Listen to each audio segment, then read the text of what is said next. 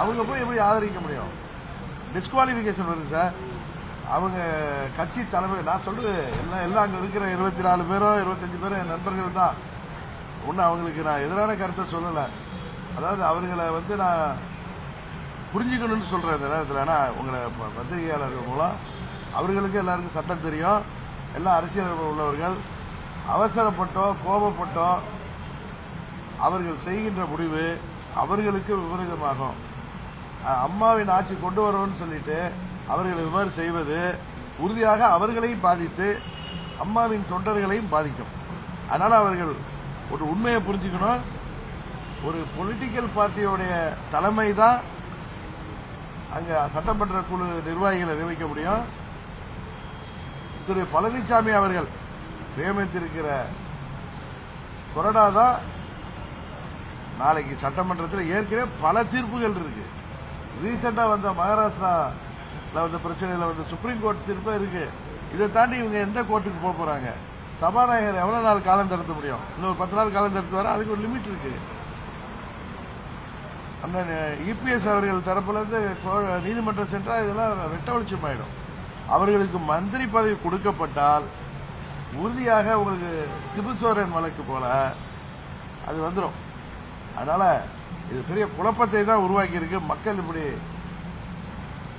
ஒரு குழப்பமான தீர்ப்பை தமிழ்நாட்டில் கொடுத்திருக்கிறதுனால இது போல குழப்பங்கள் இருக்குது. வருங்காலத்தினால யாருக்கு அறுதி பெரும்பான்மை கொடுத்தாதான் தமிழ்நாட்டுக்கு நல்லது, தமிழ்நாட்டு வளர்ச்சிக்கு நல்லது. இந்த ஆட்சியில அமைச்சர்களாக ஆகியிருப்பவர்களை பற்றி வருகின்ற தகவல்கள் இன்றைக்கு கூட கால்புற பார்த்தேன். அது பேஸ்புக்ல எல்லாம் பார்த்தேன். கல்வித்துறை அமைச்சராக இருந்தவர் ஆகியிருக்கிறவர் மேல எத்தனையோ குற்றச்சாட்டுகள் வருது. அதுபோல அவங்க இன்ஸ்டாகிராம்லயே ஆட்சி நடத்திடலாம்னு நினைக்கிறாங்க. ரீல்லே நடத்த முடியாது. ரியலா வந்தாதான் நடத்தும். ரியல மக்கள் இப்ப ரீல பார்த்து நம்பி வாக்களித்த மக்கள் ரியலை பார்க்கிறப்ப உண்மையை பார்க்கிறப்ப எல்லாத்தையும் புரிந்து கொள்வார்கள். அதனாலதான் சொல்கிறேன், அம்மாவின் ஆட்சி அமைப்பதற்கு அம்மாவின் தொண்டர்கள் அனைவரும் ஒன்றாக இருக்க வேண்டும். அப்பொழுதுதான் அம்மாவின் தொண்டர் என்று சொல்வதிலும் அம்மாவின் கட்சியை நாங்கள் ஆட்சி கொண்டு வரும் சொல்வதில் உண்மையான இது இருக்க முடியும். மன வருத்தங்கள் இருந்தால் அதை வெளியே எல்லாரும் தான் பேசிட்டு இருக்கணும். எல்லாம் நல்ல அனுபவஸ்தர்கள். அதனாலதான் நான் திரும்ப திரும்ப சொல்றேன், இது தாவேகா அனைத்து இந்திய அண்ணா திராவிட முன்னேற்ற கழகத்தை அம்மாவின் தொண்டர்களை அழிக்க பார்க்கிறது இயக்கத்தை. அதில் அவங்க பதவிக்காகவோ இல்ல தங்கள் தனிப்பட்ட கோபதாபங்களுக்காகவோ அவர்கள் பக்கம் நியாயம் கூட இருக்கலாம். அவங்க இதை பாரு செயல்பாடு நம் கொல்லிக்கட்டையை எடுத்து நம் தலையை சொரிந்து கொள்வது போலதான் முடியும். அதனால அங்குள்ள நண்பர்கள் சகோதரர்கள் தயவு செய்து எண்ணி பார்க்க வேண்டும். தாய் கழகத்தில் அதிமுகவோட கட்சி யார் பக்கம் இருக்கிறதோ அங்கதான் தொண்டர்கள் இருப்பார்கள். அதை புரிந்து கொள்ள வேண்டும். நாங்கள் எல்லாம் சரியான அதிமுகவுக்கு தான் அம்மா மக்கள் முன்னேற்ற கழகம் ஆதரவு அளித்து வருகிறது.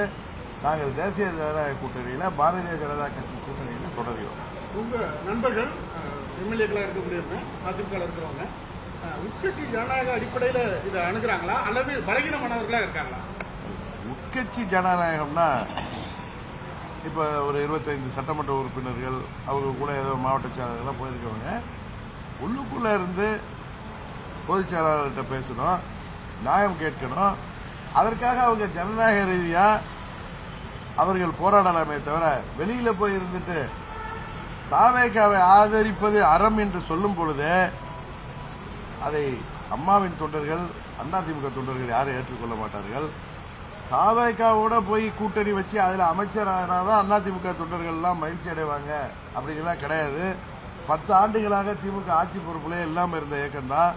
அதுபோல கடந்த 5 ஆண்டுகளாக அதிமுகவும் ஆட்சி பொறுப்புல இல்லாம இருந்த இயக்கம் தான். தொண்டர்கள் பெயரை சொல்லி கீழே உள்ள நிர்வாகிகள் பெயரை சொல்லி யாரும் பதவிக்காக தாவேகாவுக்கு ஆதரவளித்தால் வருங்கால அவரை வரலாறு அவர்களை மன்னிக்காது. புரட்சித் தலைவர் ஆரம்பித்த இயக்கத்தை அம்மா அவர்கள் கட்டிக்காத்த இயக்கத்தை இன்றைக்கு தாவேகா தலைவர் விஜய் அழிக்க பார்க்கிறார் என்பதுதான் உண்மை. அதுல யாரும் அதற்கு ஈல்டாயிட வேணாம். நாளைக்கு நீங்களே வருத்தப்படுகிற சூழ்நிலை தான் வரும். ஏன்னா சட்டப்படி திரு இபிஎஸ் அவர்கள் இவர்களெல்லாம் சேர்ந்து தான் பொதுச் செயலாளர் ஆக்கியிருக்காங்க. பொதுச் செயலாளருக்கு தான் எல்லா அதிகாரம் இருக்குங்கிறது தான் உண்மை. இப்போ அமமுகவில் எல்லா அதிகாரமும் எனக்கு தான் இருக்குது. இப்போ காமராஜை கட்சியை விட்டு நீக்கியிருக்கேன். அவர் போய் விஜயோட சேர்ந்து அமைச்சர் ஆகட்டும், அவங்க கொடுக்கட்டும், அவர் ஆதரவை ஏற்றுக்கொள்ளட்டும். அப்புறம் அடுத்த கட்டத்தை என்னன்னு பாருங்க. ஒரு எம்எல்ஏனால இவங்களுக்கு டிஸ்குவாலிஃபிகேஷன் தப்பிச்சுக்கலாம். அதை தாண்டி அவர்கள் எவ்வளவு இந்த அரசாங்கம் கஷ்டப்படும் என்பது தெரியும். தவிர்க்க முடியாத தம்ப்நெயில்ஸ், கலக்கலான கண்டென்ட்ஸ், சினிமாவும் சீரியஸ் பிரச்சனைகளும், பல வருடங்கள் இடைவெளிக்கு பிறகு இந்த படத்துல ஒரு கலகலப்பும் கைகலப்பும், போயிட்டே தான் இருக்காரே தவிர பிரேக்கே இல்லாமல் பிரேக்கிங் நியூஸ் சொல்லும் தந்தி டிவி ஆப். இன்ஸ்டா தலைமுறை வரை இறங்கி அடிக்கும் தந்தி டிவியின் டிஜிட்டல் எக்ஸ்க்ளூசிவ். அது தண்ணிக்குள்ள போகும்போது ஹேங் ஆயிடுச்சு. உங்களுக்கு விஜய் சார் எந்த அளவுக்கு ரொம்ப பிடிக்கும்? Of course, Malayalis are huge Vijay sir fans. ரெண்டு பேருமே ரொம்ப பிடிக்கும் எனக்கு. தந்தி டிவி ஆப்பை இலவசமா டவுன்லோட் செய்யுங்க. ஃபாலோ பண்ணுங்க, சப்ஸ்கிரைப் பண்ணுங்க, என்ஜாய் பண்ணுங்க.